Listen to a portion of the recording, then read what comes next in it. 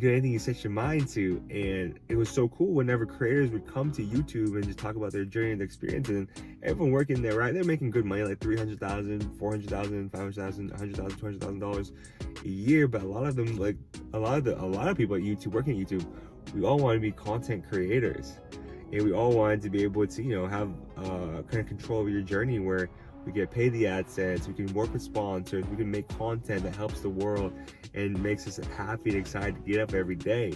So that was like one thing I kind of just realized working at Google, working and just hanging out at YouTube all the time. I know it's kind of a little tangent, but yeah, so that's what I did. I would make videos 8 minutes or longer, and then I would have the algorithm really kind of optimize towards my videos. And the way you do that is by just constantly posting, right? Seeing how your audience responds to it, and then figuring out, okay, they really like this content, let's make more of it. For me, I just happened to stumble at being Tesla videos, so I started posting a lot of Tesla videos, right?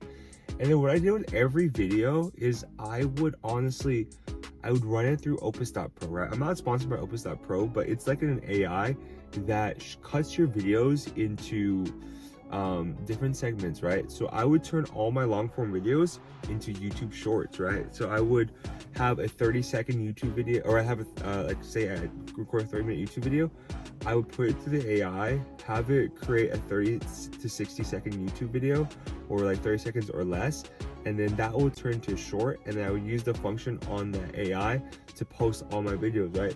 I would post like 25 shorts a day, and I know you're thinking, oh man, that's so much, why are you posting so much?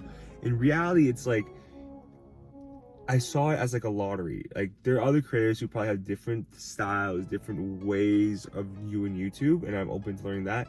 But my style, my way was that, okay, I'm going to post this on YouTube. I'm going to post like 25 of these on YouTube, and then 2 or 3 of them will do well, right? I always saw it kind of as a lottery. And then like maybe one day later on, that this YouTube video that did bad that day will do good another day, right? So I always kind of went for like a shotgun approach, where I just kind of threw stuff at the wall and see if it would work.